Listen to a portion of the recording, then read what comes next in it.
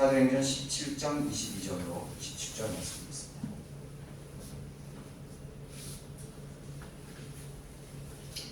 사도행전 17장 22절로 27절.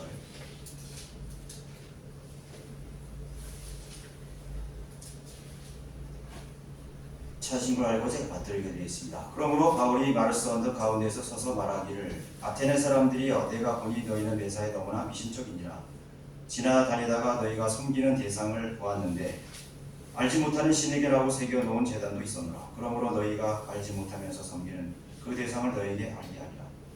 세상과 그 안에 있는 만물을 지으신 하나님은 하늘과 땅에 주시니 그분은 사람의 손으로 만든 성전들에는 계시지 아니하시며 또한 무슨 필요한 것이 있는 것처럼 사람의 손으로 섬김을 받아야 되는 것도 아니시니 이는 그분이 만민에게 생명과 호흡과 만물을 주십니다. 또 하나님께서는 인류의 모든 족속을 한 피로 만드시어 온 지면에 살게 하시고 미리 계획하신 시기와 그들이 거주하는 경계를 정하셨으니 이는 주를 찾게 하려 함이라. 사람들이 하나님을 감지하려 하면 만나리니 그분은 우리 각 사람에게서 멀리 떨어져 계시지 아니하도다. 네, 말씀을 위해서 잠시 기도드리겠습니다. 높고 위대하신 아버지 하나님, 오늘 구원받은 주님 사랑을 입은 우리 성도들이 함께 모여서 영으로 진리로 하나님께 경배 드립니다. 주님의 이름으로 모인 이 자리는 우리의 생애의 최고의 날입니다. 최상의 우리가 시간으로 주님 앞에 우리의 마음을 모아드릴 수 있도록 역사해 주십시오. 어리석은 저가 이 강단에서 또 말씀을 전하려고 합니다. 하나님, 어리석은 저는 감추어 주시고 오직 하나님의 위대하신 말씀만이 아버지 하나님 드높여 주기를 원합니다. 이 시간을 주장해 주시기를 원하며 주 예수 그리스도 이름으로 기도드렸습니다. 네, 오늘 말씀의 제목은 진화론은 종교이다 라는 제목으로 말씀드리겠습니다. 이 진화론 사상은 1895년 이 찰스 다윈이 종의 기원이라는 그런 저서를 발표하면서 시작되었다고 그렇게 알고 있습니다. 그러나 아주 오래전부터 이 진화론 사상은 생물이 시간의 흐름에 따라서 변한다고 오랜 고대로부터 그렇게 생각을 해왔습니다. 특히 이제 고대 그리스의 철학자들은 생물이 물에서 시작해서 이제 단계를 거쳐서 육상 동물이 생겨났다고 그렇게 주장을 했고, 그 중에서 아리스토텔로스도 마찬가지입니다. 그 사람도 진화론주의자예요. 또한 고대 로마의 철학들 역시 자연뿐 아니라 인간 사회, 인간 자체도 그렇고 우리 사회도 역시 그러한 진화 발전에 의해서 역사는 진행된다고 주장했습니다. 고대 중국의 도교를 주창한 중국의 철학자 장자도 역시 만물은 도의 이치에 따라서 변화된다고 그렇게 주장하는, 모두가 다 진화론 사상에 물들어 있는 것입니다. 물리적인 생명체를 비롯해서 인간의 도덕적, 사회적 그런 면까지 진화된다는 그런 철학 사상을 또 나왔습니다. 이 마르크스의 용불용설이라는 그런 가설이 있습니다. 항상 쓰는 기관은 발전할 것이고 쓰지 않는 기관은 퇴화된다. 그래서 그것이 이렇게 진화된다. 그렇게 마르크스는 주장했습니다. 또 스펜서의 적자생존이라는 또 이론이 있습니다. 환경적 적응이 높을수록 오래 살아남는다. 그렇죠? 그럴싸하죠. 안 쓰는 기관은 퇴화한다. 그렇죠? 쓰는 기관은 진화한다. 이런 것이고, 또 환경에 잘 적응하는 그러한 기능은 오래 살아남는다. 그래서 그런 모든 다윈의 진화론을 뒷받침해주는 그런 가설이 된다고 할 수 있습니다. 그럴싸합니다. 그리고 이런 이론들은요, 이제 다윈의 진화론이 나오면서 과학의 한 분야로 이렇게 자리를 잡았습니다. 그건 과학이다 이거죠. 과학적이다 이렇게 사람들에게 이렇게 심겨주는 것입니다. 그러나 진화론이 과학 이론으로 인정받기 위해서는 세 가지 요소를 충족시켜야 됩니다. 이게 과학이 아니에요, 사실은.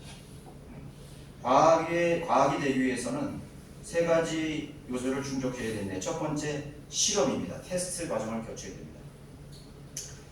그래서 이제 1952년 생명의 기원을 밝히기 위해서 이 미국의 스탠리 밀러라는 그 대학원 학생이 유리 글라스로 만든 장치를 만들어 가지고 거기에 초기에 이 지구의 환경과 비슷한 그런 메탄가스하고 수소하고 암모니아를 거기 채웠어요. 그리고 거기에 물을 채우고 밑에는 물을 채우고 전기 스파크를 이렇게 일으키게 만들었더니 한 일주일에 그 밑에 이렇게 그 유리관 속에 보니까 뭔가 불구스름한 이렇게 응고물이 이렇게 생겼다는 거예요.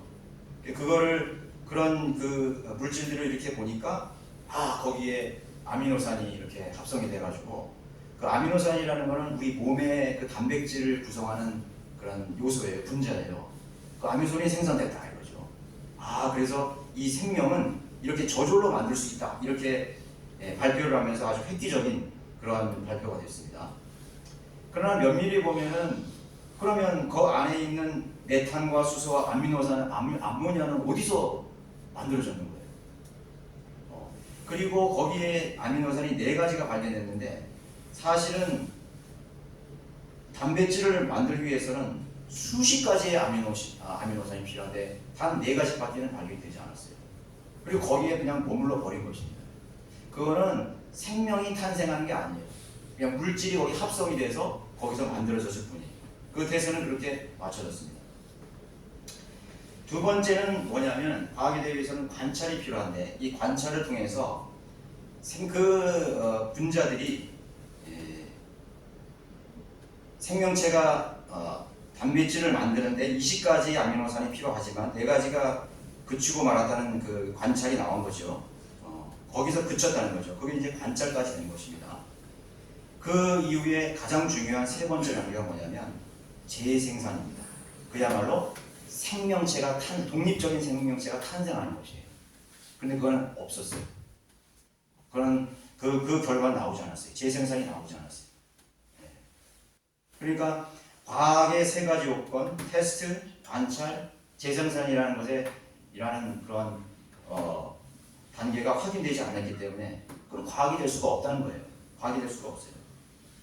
그래서 원인이 있으면 결과가 나오는 것이 그게 바로 과학의 공식이잖아요. 물리 공식도 있고 수학 공식도 있고 생물학 공식도 있고 여러 가지 공식이 있어서 거기에 원인이 있으면 결과가 도출되는 것이 그게 과학적이라는 것이죠. 그래서 이것은 과학이라고 부르지만 사실은 과학이 아닌 것입니다. 허구에 불과한 것입니다. 그것은 가설과 추측에 불과한 비과학적이라고 말할 수 있죠. 그러면 왜 진화론이 이 인류의 그런 생각들과 마음을 사로잡느냐? 그리고 그 진화론이 나온 결과는 무엇인지 한번 성경적으로 몇 가지 저는 살펴보려고 합니다. 첫 번째, 진화론이 나온 결과는 사람은 우연한 존재에 불과함을 심어주는 맹목적 신념을 주입한 것입니다. 인간이라는 존재는 모든 만물도 마찬가지지만 우연에 귀결된 것이다. 우연이다 이거죠. 그런 맹목적 신념을 주입해 주었습니다. 창세기 1장에서 이 하나님 말씀에 모든 동식물들을 종류대로 하나님께서 만드셨다고 계속 말씀하고 있어요.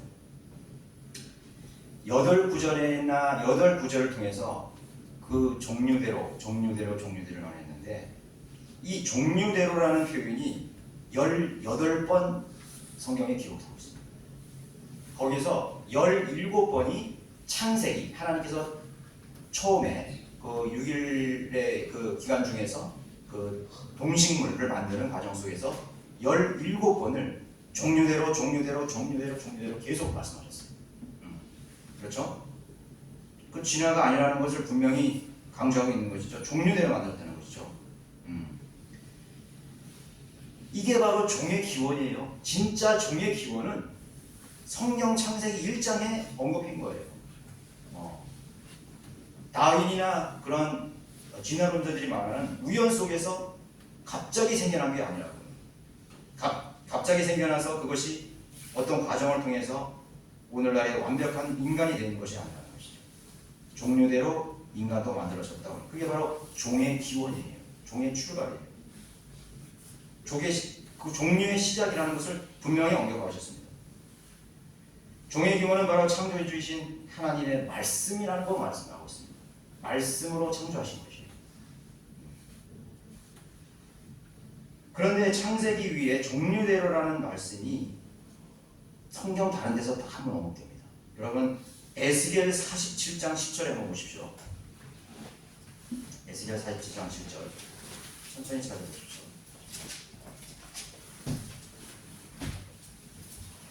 에스겔은 사실 창세기하고는 거리가 너무 멀잖아요.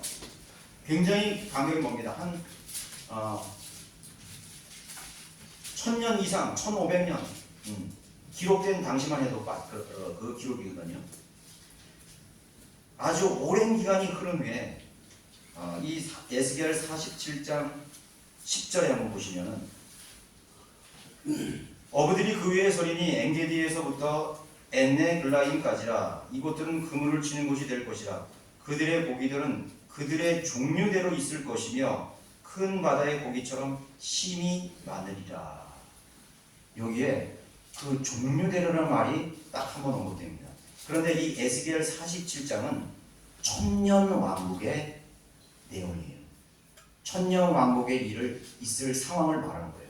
그러면 창세기 1장에서부터 천년 왕국까지는 7,000년이 이상이 걸린 거예요. 6,000년에서 6,500년에서 7,000년 이상이 걸린 거예요. 아니면 그 이상이 될 수도 있어요.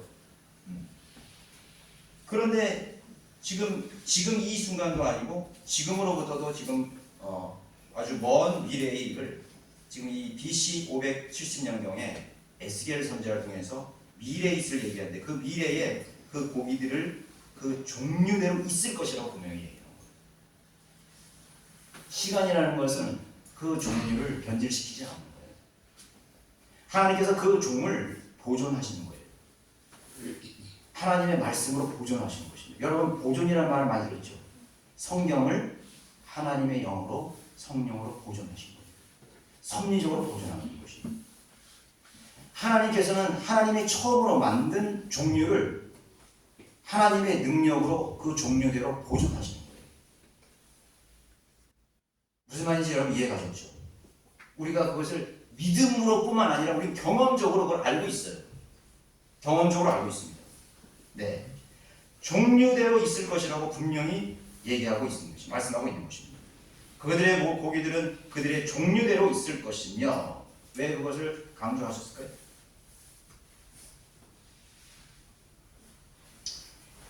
예수 그리스도께서 재림하심으로 통치하시는 청년 왕국에서의 상황. 그러니까 우리가 천년 왕국의 상황 속에 들어가도 지금 현재 생존하는 그 종의 다양성을 그대로 보고 있는 거예요. 또 우리 이사에도 나왔잖아요. 무슨 사자가 이상한 괴물로 변하는 것이 아니라 뭐 그 당시에는 뭐 사자가 어린아이가 독사울에 손을 놓고 사자와 이렇게 놀고 이런 것을 언급했잖아요, 이사에. 다르게 변하는 건 아니에요. 그대로 이빨도 있고 다 있어요. 그러나 변하지 않는 거예요. 그 종류를 그대로 하나님께서 보존하는 것입니다. 인류와 지구 역사의 마지막 시대에도 역시 처음 종류대로 지으신 생명체들이 하나도 진화되거나 변형되지 않고 보존된다는 것을 분명히 말씀하고 있는 것입니다. 진화란 말 자체가 무엇입니까? 우연히 발생하거나 진화된다는 의미인 것이 약속이 없어요. 얼마만한 시간이 걸린지도 몰라요. 현대과학이 지금까지 관찰한 바 유인원이나 원숭이와 또 인간 사이의 중간 개체가 발견된 일이 한 번도 없다는 점에서 진화는 허구에 불과하다는 사실입니다. 네. 원숭이와 우리 인간 사이에 그 중간고리라고 그러죠. 중간고리가 얼마나 많았겠습니까? 한두 마리가 살았겠어요? 지금 원숭이를 보잖아요. 지금요. 그 원숭이가 한두 마리가 살았겠어요? 그 어마어마한 시간에 그러면 그 진화의 과정에서 살다가 죽은 존재의 뼈라도 발견된 게 하나도 없어요. 발견된 무슨 뭐 네안데르탈이나 크로마뇽이나 그런 거는 전부 돼지 뼈 무슨 흑인의 뼈 조각 하나 가지고 그거 가지고 뼈 맞춰가지고 얘기하는 거예요. 거짓말쟁이죠. 모두가 거짓말쟁이. 네, 그게 밝혀졌어요. 그럼에도 불구하고 메인 매스컴이나 이런 언론이나 방송들은 또 이 세상의 과학과 사상들은 계속해서 사람들을 브레인워시하는 거예요. 세뇌시키는 것이에요. 인간은 진화했다, 진화됐다. 거짓말도 믿어라, 믿어라, 믿어라. 진화론은 뭡니까? 종교와 마찬가지. 믿는 거예요. 허구라도 믿는 것입니다. 무엇이 더 과학적인 것이죠? 더 나아가서 진화 사상은 인간의 삶도 우연히 시간이 지나면 뭔가 변화가 생기기 시작하고 달라진다고 계속해서 말합니다. 여러분 시간이 지난다고 뭔가 된다고 생각하십니까? 때가 되면 시간이 지나면 다 되겠지. 그 진화론 사상에 박혀 있었어요. 인간은요 의지적인 선택과 결정에서 내 삶이 결정되는 것이죠. 결정된다고. 그래서 게으르지 말라, 나태하지 말라, 정신을 차리라, 온전한 하나님의 뜻을 이해하고 선택하라고 말하고 사람을 만나도 잘 선택하라, 기도하고 선택하라, 하나님의 기뻐하시고 선하시고 온전한 뜻이 무엇인가를 잘 분별해서 마음의 변화를 받아서 잘 선택하라고 말하는 거예요. 얼마나 그런 말씀이 많습니까? 가만히 있는다고 변화되는 게 하나도 없어요. 예수님 그랬죠? 나의 때는 정해져 있지만 너의 때는 뭐라고 했어요? 늘 예비되어 있느니라. 예비되어 있어요. 하나님께서 다 준비해 놓은 것을 여러분 선택하면 되는 것입니다. 복과 저주를 하나님께서 우리 앞에 두셨는데 복을 선택하라고 말하는 것입니다. 생명과 죽음을 우리 앞에 놓였는데 생명을 선택하라고 그러는 것입니다. 절대로 우연하게 시간이 흐르면 저절로 다 되는 것이 아무것도 없어요. 안 되는 것입니다. 인간이 저절로 가만히 있으면 어떻게 되는 거예요? 지옥에 가는 거예요. 그래서 복음을 선택하라고 촉구하는 거예요. 예수 그리스도를 선택하라고 촉구하는 것입니다. 가만히 있는 그 자체가 멸망을 선택하는 것이고 자기 자신을 파멸로 방치하는 어리석음 가운데 있다는 것을 계속해서 촉구하는 것입니다. 그래서 복음을 열심히 전하는 것이죠. 지옥이 있다 이거죠. 돌아서라 이거죠. 회개하라 이거죠. 당신을 위해서 죽으신 하나님의 아들 그 생명이 있다고 계속해서 우리가 선포하는 것입니다. 역사는 진화의 과정이 아니라 인류가 의지로 선택하는 과정이며 결정한 결과물입니다. 역사는요 인간의 선택에 의해서 나온 결과물들이에요. 결과물이라고. 인간이 선택했을 때 그 위에 하나님의 인도하심이 있는 거예요.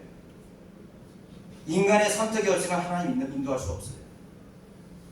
인간이 악을 선택했는데 어떻게 그 사람을 인도할 수 있어요? 그 사람이 악하고 불의한 길을 가겠다고 의지를 가졌는데 어떻게 그 사람을 돌아서게 할 수 있어요? 할 수 없는 거예요. 인간의 선택을 하나님께서 존중해 주시는, 자유의지를 존중해 주시는 거예요.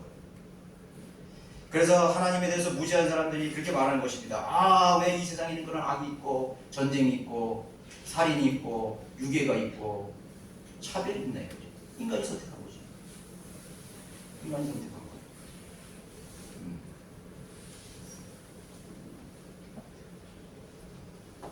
진화론은 원숭이와 인간의 공통점, 짐승과 사람의 공통점과 유사점이 있습니다. 그렇죠. 원숭이도 얼굴 있고 눈, 코, 입이 다 있어요. 물시지 하다못해 생선도 얼굴이 있더라고요. 다 있어요. 네. 그렇기 때문에 돼지도 있고 소도 있고 얼굴이 다 있어요. 아, 그런 걸 보고 야, 이것이 진화의 증거구나. 공통 조상으로부터 내려왔기 때문에 소의 얼굴이 이렇게 변했고 악어의 입이 사자의 얼굴을 변했고 그런 걸 설명하잖아요. 그 설명하는 것이죠. 아, 그래서 공통조상이다 이렇게 주장하는 거죠. 그냥 오히려 그 공통점은 한 창조주가 디자인한 결과라는 걸 보여주는 거예요. 한 창조주가 있기 때문에 그 한 분 하나님께서 지으셨기 때문에 공통점을 갖는 거예요. 인간의 오장육부가 있죠. 여러분 개나 소, 돼지의 내장이 있잖아요. 오장육부가 있잖아요. 비슷비슷한 거예요. 그래서 뭐 그걸 가지고 이제 이식도 하잖아요. 돼지의 뭐 간 이식하고 그런 얘기가 나오잖아요. 그건 뭐냐면은 한 창조주가 디자인한 것이라는 걸 분명하게 보여주는 것이에요. 오히려 진화론은요, 각기 제각기로 다 발표해야지. 엄청나게 다양화되어야 되죠. 어떤 질수가 없죠. 예를 들어서 우리가 그렇게 생각하면 돼요. 현대 자동차가 있잖아요.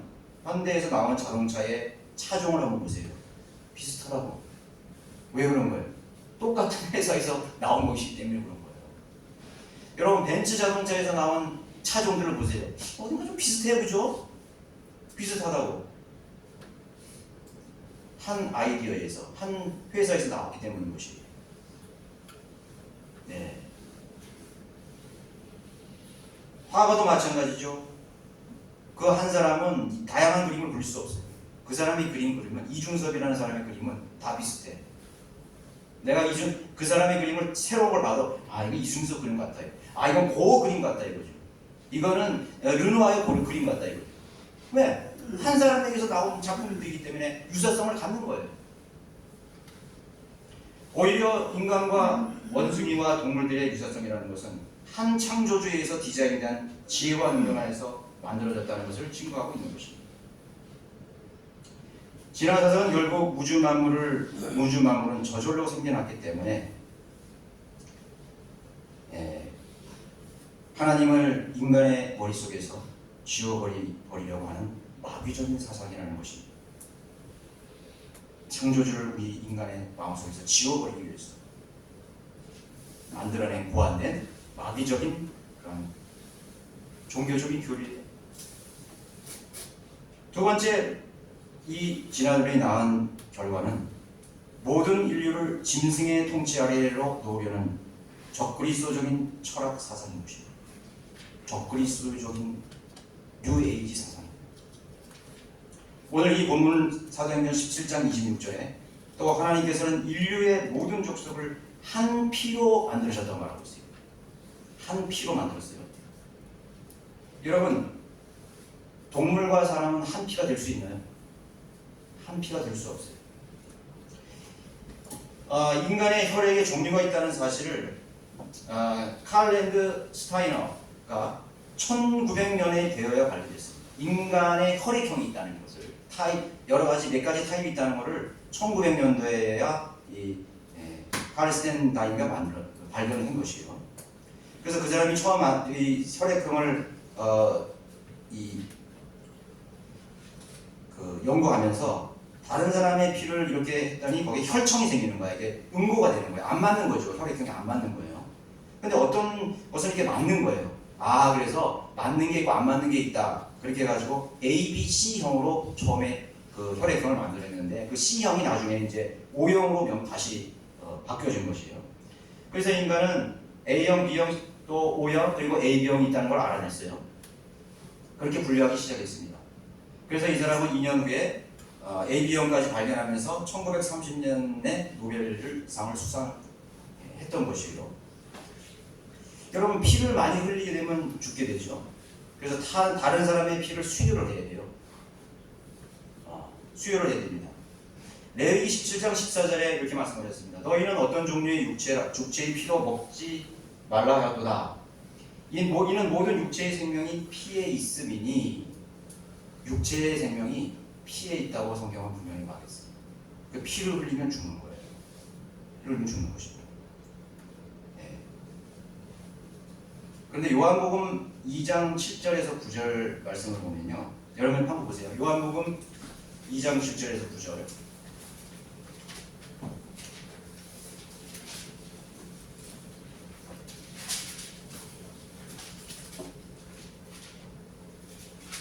이제 그 예수님께서 공생애를 시작하면서 첫 번째 공개적인 기적에 대한 그 사건을 여기 기록해 놓은 것입니다. 갈릴리 가나 혼인식에 이제 예수님의 모친 마리아도 참석하면서 거기서 일어났던 일이죠. 그래서 이제 혼인식에 초대됐는데 포도주가 갑자기 부족하게 됐어요. 3절은 그들에게 포도주가 부족함으로 예수의 모친이 그에게 말하기를 그들에게 포도주가 없다라고 하니 예수께서 그녀에게 말씀하시기를 여인이여 내가 당신과 무슨 상관이 있나이까 나의 때가 아직 이르지 않았나이다라고 하시더라. 근데 그 모친이 종들에게 말하기를 그가 너에게 무엇을 말씀하든지 그대로 행하라고 하시더라. 거기에는 유대인의 정결 의식에 따라 한 통에 두세 메트레타를 담는 돌로 된 물통이 6개 놓여 있는데 예수께서 그들에게 말씀하시길 통을 물로 채우라 하시니 그들이 아버지 채우라. 그랬죠? 그리고 그거를 잔치 있는 사람들이 떠다 줬어요. 구절에서는 그 잔치를 주관한 사람이 포도주가 된 물을 맛보고 그것이 어디서 났는지 알지 못하나 그 물을 떠온 주인은 알더라. 예수님 왜 이 가나 존지에서 물로 포도주를 만드는 기적을 보여주셨을까요? 그렇죠? 인간이 처음 창조될 때 우리의 몸은요 물체계였습니다. 물이었어요. 네, 피가 아니었습니다. 물이었다는 것이에요. 하와가 선악을 알게 하는 지식의 나무 열매가 여러분 뭐라고 생각하세요? 그게 포도였다는 것이에요. 그 피예요. 그 피는요 독사의 독이 든 피입니다. 마귀의 독이, 용의 독이 든 과실을 먹은 거예요. 피를 마신 거예요. 그래서 인간이요 물체계에서 피체계로, 더러운 피체계로 바뀐 거예요. 그래서 인간의 몸은 그때부터 더러운 피가 된 거예요. 그 인간의 혈액형 속에서 기질이 나오는 거예요. 성격이 나오는 거예요. 다 혈질. 그 할 때 혈이 뭐예요? 피혈자예요. 우울질. 우울하다. 피가 우울하다 이거야. 자, 얼마나 과학적인 것입니까? 그래서 우리 피는 이제 타락한 피가 우리 몸의 체계에 흘러버리게 된 것입니다. 그런데 그 피가 지금 뭘 보여주는 거예요? 예수님께서요 새 피로 우리 몸을 갈아주신 거예요. 새 피로 넣어주신 거예요. 그 피가 무슨 피예요? 하나님의 피입니다. 하나님께서 십자가에서 그 피를 다 흘리셔서 우리 속에 영원히 썩지 아니할 그 하나님의 피인 생명의 피를 우리에게 수혈해 주시고, 인간이 피를 많이 흘리면 수혈 받잖아요. 예수 그리스도의 보혈이 필요한 것입니다. 그 보혈로 우리가 치유를 받고 생명을 얻고 새로운 생명을 얻고 우리가 하나님 앞에서 깨끗한 피, 깨끗한 포도주와 같이 마시라 이거예요. 이것이 어디서 오는지 알지 못하는 것입니다. 돌항아리라는 것은 뭐예요? 인간의 육체죠. 우리는 질그릇과 같은 몸입니다. 질그릇. 더러운 피를 하나님께서 다 주시고 거기에 깨끗한 포도주를, 새 포도주를 넣어주신 거예요. 우리에게 새로운 피조물로 우리를 경험시켜 주신 것입니다. 그래서 아담의 타락 후 피책으로 변화된 것이죠. 그 피는 부패할 수밖에 없었던 부패한 피였기 때문에 하나님께서 약속의 백성인 이스라엘 유대인들에게 짐승의 피로 속죄하도록 율법을 주신 거예요.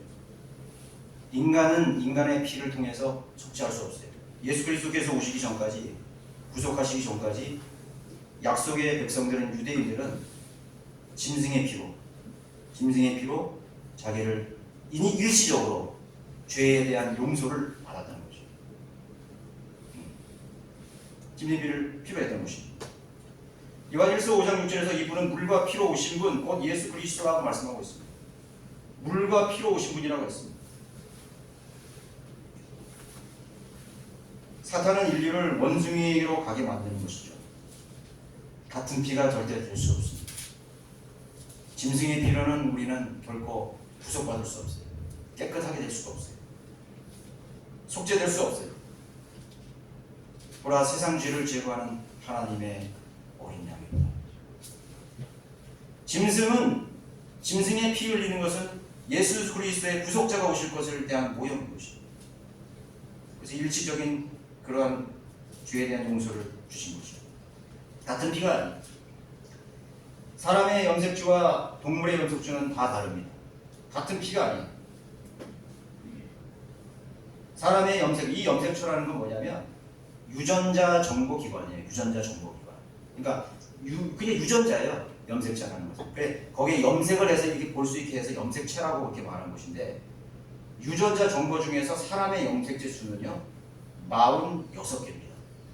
그리고 원숭이의 그 피 속에 있는 염색체는 42개예요. 절대로 같은 피가 될 수가 없어요. 죽어버려요. 여러분 일제시대 때 일본 사람들이요 저기 관동 그 만주 지방에서 마루타 시험했죠. 그때 어떤 시험했는지 아세요?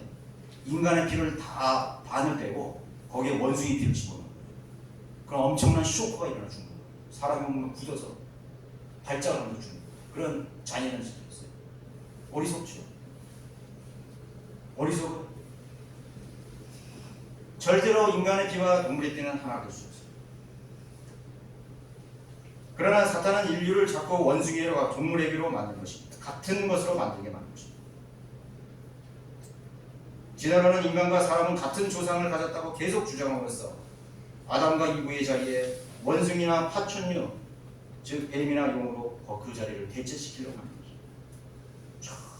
진화론을 따라가다 보면 거기에 원숭이가 앉아 있어요. 원숭이 신, 우리의 조상, 우리의 기원, 아메바, 미토콘드리아, 반세포, 무기물질이 있어요. 아무것도 나싱이 아무것도 없어요. 거기는 하나님이 계시고 아무 창조주도 없고 우리 조성자도 없고 시초도 없고 아무것도 없어요. 결국은 누구입니까? 거기에 용이 그 자리에 앉아있는 것입니다. 용을 숭배하도록 하기 위한 기회입니다. 진화론은 짐승을 숭배하는 종교입니다. 우리의 조상이다, 우리의 기원이다 이거죠. 여러분 자신의 기원이다, 자신의 근원이라고 하는 것만큼 더 존경받을 것이 어디 있어요? 여러분의 조상을 여러분들이 존경하잖아요. 아 우리는 무슨 가문이다, 우리는 어떻게 시작됐다.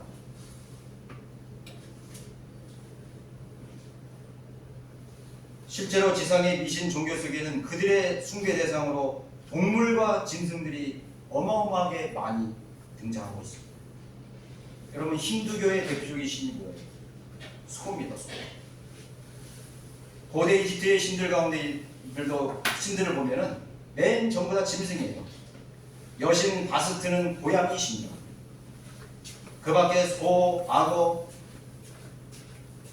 카멜레온, 개구리, 수많은 것들을 신으로 숭배하고 있어요. 그러니까 하나님께서 모세 그 출애굽시대 때 하나님이 심판하셨잖아요. 불교는 어떻습니까?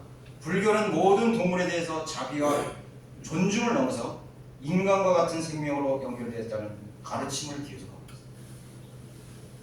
그리고 채식을 실천하는, 이런 채식을 실천하는 게 뭐예요?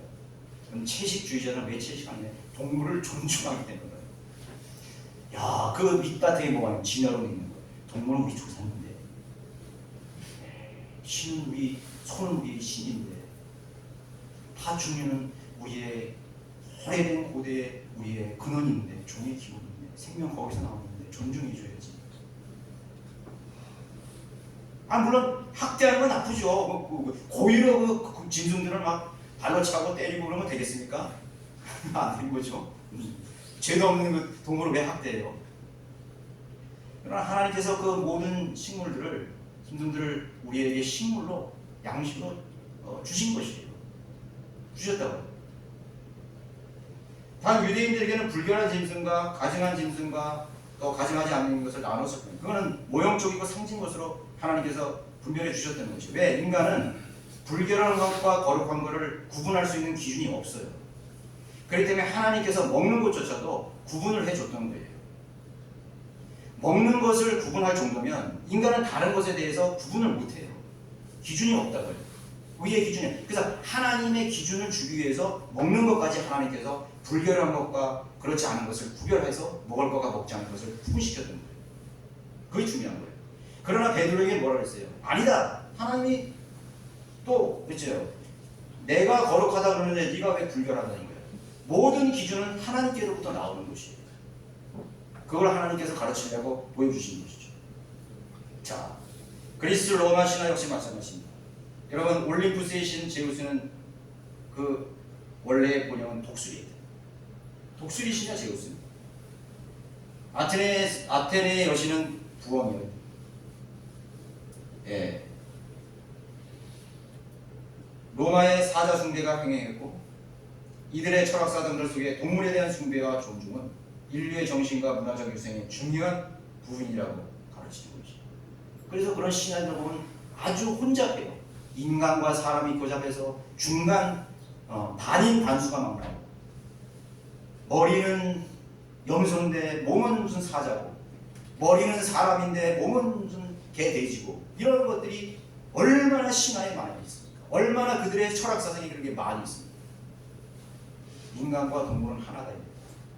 하나님의 말씀에 정면으로 대적하는, 반성격적 하나님을 대적하는 그러한 사상, 종교적 사상입니다. 자, 적그리스도의 등장은 분명 짐승으로 표현되고 있습니다. 짐승으로 표현되고 있습니다. 사탄의 실제 본 모습은 뭐라고 그랬죠? 옛뱀이며 용이라고 분명히 밝히고 있습니다. 욥기서 4장 15절에는 비히못이라고 말했는데, 이것은 이 짐승은 괴상한 짐승이에요. 몇 가지 동물이 합쳐진 동물입니다. 소처럼 풀을 먹는 그런 짐승이라고 합니다. 그들이 왜 진화론을 주창하는지 알아요.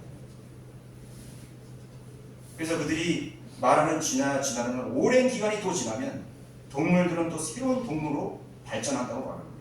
그게 누구예요? 비히못이에요. 혼합된 사자, 곰, 표범이 합쳐진 동물, 비히못이에요. 그게 진화론이 추구하려는 것이에요. 오늘 인간들은 그걸 몰라요. 성경을 아는 사람만이 이걸 진단할 수 있어요. 여러분, 계시록 19장 20절에 한번 보실까요?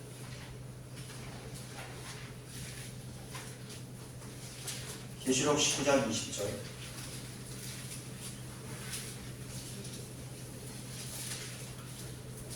야, 이 성경에 보니까 이 짐승이라는 말이 그렇게 많이 등장하는지를 참 새삼 알게 되는 거예요. 왜 이렇게 짐승이 많은 거예요? 왜 인간이 짐승에 집착합니까?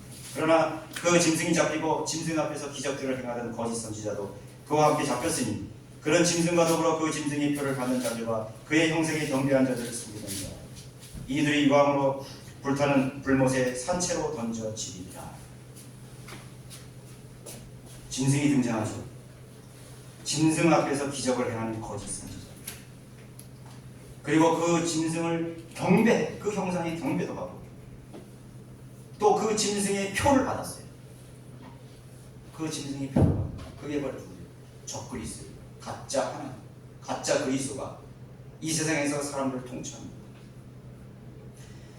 여러분, 성경을 믿지 않는 모든 사람들의 사상 속에는 이 지랄스러운 사상이 꽉 차 있고 그 밑바닥에 다 깔려 있어요. 우리 자녀들 학교 가서 뭐 배운지 아세요?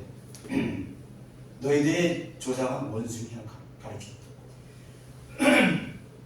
모든 고등 학문을 배운 그런 교수들, 학자들의 입에서 뭐가 나와요? 우리 인간은 진화되었다는 어리석은 말을 하는 것이죠. 우리 그런 사람들 앞에 자녀들을 맡긴다는 건 너무나 억울하잖아요. 얼마나 많은 반성경적 그런 사상을 가지고 사람들을 지배하는 것입니다. 오늘 우리가 어린 자녀들에게 하나님의 말씀으로 가르치고 교육한다는 것은 크나큰 복이고 행복인 것입니다. 엄청난 속임수와 미혹에 사람들을 몰고 갑니다. 우리는 성경을 세뇌하는 것이 아닙니다. 과학적으로 우리가 논리적으로, 경험적으로, 실험적으로 보여지는 모든 현상을 통해서 증거를 가지고 있어요. 여러분, 성경은 종교책이 아니에요. 종교서적이 아니에요. 종교서적은 어떤 색이 종교책인지 아세요? 불경, 코란, 삼강오륜, 공자맹자가 종교책이에요. 학교에서 배우는 도덕윤리책이 종교책이에요. 그러나 성경은 종교책이 아니에요. 종교는 죽은 신념이에요. 인간의 죽은 사상입니다. 맹목적으로 세뇌시키는 것입니다. 성경은 뭐예요?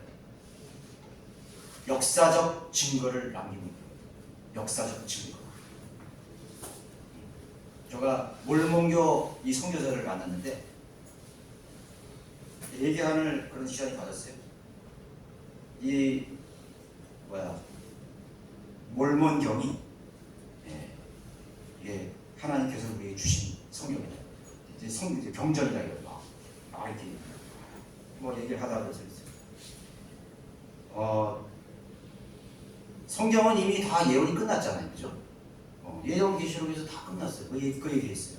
성경은 구약 시대의 선지자들이 예언한 것을 신약에 이루었고 또 안 된 부분들을 요한계시록에서 다 예언해서 끝냈다. 뭐 더 이상 어떤 계시가 필요하냐 물었죠. 대답을 못했고.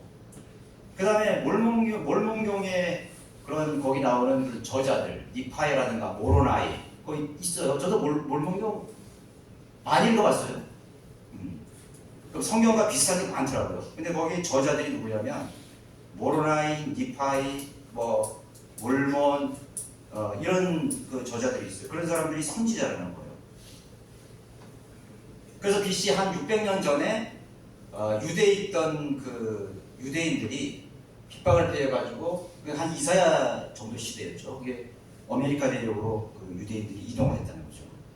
거기서 이제 그 사람들이 믿음을 지키고 있다가 그 사람들이 남긴 그 기록들이 바로 그 돌판에 그 황금 돌판에 새겨진 이 기록들이 이 몰몬이라는 사람이 그 숲속에 갔더니 이걸 발견했다는 거예요.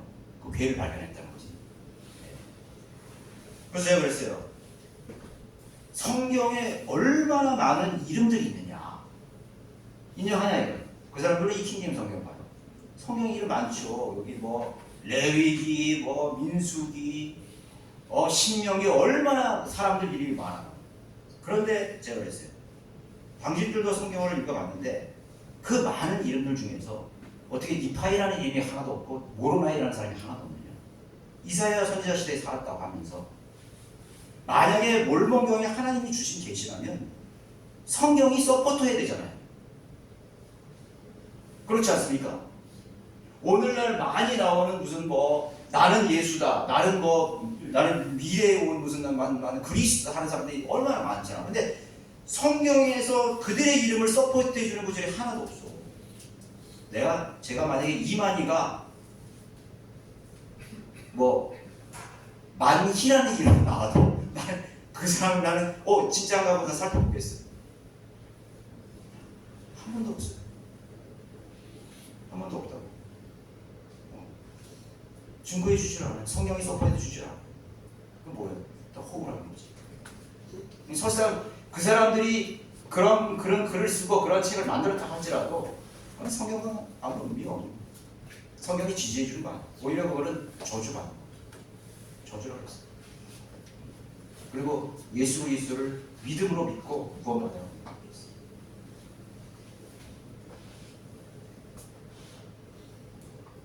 놀라더라고요. 그 사람 놀라는 거예요. 그 사람 대답을 줄 수 없는, 대답할 수 없죠. 아마 자기의 믿음이 아마 크게 충격을 받았을 것 같아요. 막 본인들끼리도 막 어떻게 돼야 될지 모르고 막 우왕좌왕하는 거예요. 그래서 한번 살펴보겠다고 그러고 뭐 그러는 거예요. 그래서 저는 그 사람들이 너무 불쌍해요. 그 어린 나이에 와서 이 전 세계에 이렇게 2년간 봉사하더라고요. 선교사. 그래서 나는 그런 사람들 만나면 꼭 얘기해 주고 싶어. 복음 전하고 싶어. 뭔 아무것도 모르는 거예요. 맹목적으로 새로 된 거예요. 월명령을 하나님 말씀이 다 계시다. 계속 그 세계를 된 거예요. 증거가 없잖아요. 제가 말씀드리는 것은 성경은 역사책이고 고중학적으로, 고고학적으로, 역사적으로, 지리학적으로 얼마나 많은 여러분 증거 자료가 있습니까? 얼마나 많은 자료들이 있습니까? 수를 헤아릴 수가 없어요. 종교책이 아니에요. 얼마나 많은 인류학이 있습니까? 인종학이 있습니까? 이보다 더 놀라운 과학책이 어디 있습니까? 그렇죠? 위대한 책이죠. 하나님의 책인 것이죠. 바이블이에요. 불과 여왕으로 타는 곳에 산채로 던졌더라. 짐승에게 경배하느냐. 이건 이 진화론 자들, 모든 사람, 우상숭배자는 모두 진화론 자들이에요. 세 번째, 진화론 사상은 역사 속에서 인류를 파멸시키는 도구로 사용되어 왔다는 것을 말해요. 진화론이 인류에게 어떤 유익을 줬다고 생각하십니까? 인간을 발전시키고, 인간을 더 향상시키고, 정신세계를 상승시키고 개몽해줬다? 천만의 말씀이죠. 히틀러는요 아리안 인종의 우월성을 추천했어요. 아리안 인종. 아리안 인종은 백인이죠. 그 백인 중에서도 가장 우월성을 가진, 가장 우등한 그런 민족이 자신의 민족 중에 있다는 거예요. 그건 호구죠. 아리안 민족이라는 것은 사실 히틀러가 얘기했던 아리안 민족이라는 건 호구야. 있지도 않은 거예요. 네. 그런 반면에 하등한 인종이 존재한다. 이거 하등한 인종. 흑인, 집시, 그 다음에 무슨 뭐 황인종, 그 다음에 특히 뭐 그 다음에 유대인들. 참 그런 그 철학 사상을 내셔가지고 유대인들을 박해하는 것도 참 그 계략이 참 가관이죠. 가증스럽죠. 그래서 유대인들을 말살했던 거예요. 유대인들은 이 지상에서 없어져야 될 가장 하등한 민족이에요. 있어서는 존재해서는 안 되는 하등. 저런 인종 때문에 우리가 이 유럽이 어렵고 전 세계가 어려움을 겪고 있다. 그죠? 그 유대인들을 다 인종 청소를 시켜서 다 파멸시켰는데 유대인들을 핍박했던 것입니다. 600만 명 이상이나 되는 유대인들과 집시들과 그런 하등이라고 생각하는 인종들을 모아서 다 가스실로 보내서 태워주고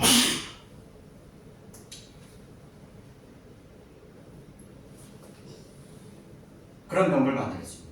그러면 히틀러의 이런 사상은 어디에서 여러분 왔다고 생각하십니까? 바로 찰스 다윈의 인종차별주의에서 온 것입니다. 찰스 다윈의 종의 귀원의 내용 속에서는요, 가장 열등한 인종은 아프리카에 살고 있는 흑인이라고 규정하고 있어요. 여러분 그거 알고 있었어요? 인종차별과 모든 대량살산의 근원지는요, 찰스 다윈의 종의 귀원, 지나온 사상. 그래서 아프리카를 인간의 기원이 되는 대륙이라고 말하잖아요. 아프리카에서 인간이 진화됐다고. 그러니까 아프리카 땅은 여전히 진화가 덜 된 인종들이 살고 있는 그 흑인들이 살고 있는 그 흑인들이야. 그것이 모든 그런 폭군과 독재자들의 그런 사상을 그 명분을 뒷받침해 주는 인종을 차별할 수 있는 다른 인종을 대량 살상할 수 있는 그런 명분을 만들어 주는 거예요. 그리고 그 열등한 인종인 흑인들은 단계적으로 진화되어서 백인의 단계이면 가장 상위의 인종으로 진화된다라고 그렇게 거기에 나왔다는 것입니다. 무섭죠. 진화하는 사상은 무서운 거예요. 그래서 인종차별이 나오는 거예요. 그래서 백인이요 황인족들 우습게 보는 거예요. 여러분들 동남아에 가면 어딘가가 여러분 마음속에 좀 우월감이 있지 않아요? 버려야 돼요. 저 못사는 사람들, 저 하등한 사람들, 비문명한 되는 사람들, 여기 오는 사람들 막 막대하잖아요. 지금 그걸 법으로 규정했으니까 뭐라 하죠? 얼마나 많이 막대하면 성적 학대, 뭐 노동 착취, 임금 체불 뭐 해가지고 얼마나 막대하는 거예요. 우리나라 사람들이 미국이나 저 독일 갈 때 얼마나 여러분 차별받았어요. 그런 거 생각해요. 또 우리도 또 그 사람 그런 사람들 차별합니다. 아 저기 깡통이 간다고. 그런 우스갯소리도 있다잖아요. 여기 그 전에 그 동두천에 그 미군들이 많았잖아요. 왜 흑인들 그 병사들 많았다고. 그런데 이제 그 택시 운전사가 이제 택시 운전을 하다가 흑인이 뒤에 군인이 뒤에 딱 탄 거예요. 딱 타니까 전화가 띠리리는 왔어요. 그래서 요새 장사 안 돼. 그래서 뭐 너는 어떠냐? 뭐 지금 연탄 2장 태웠어. 그래가지고 그 사람들이 한국말 알아들어가지고 주스를 여기다 찢었다 했어요.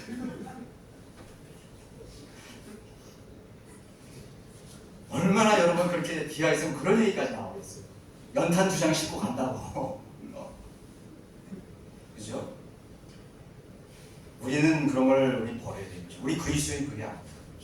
하나님께서는 모든 인류를 한 피로, 한 혼으로 귀한 혼들이라.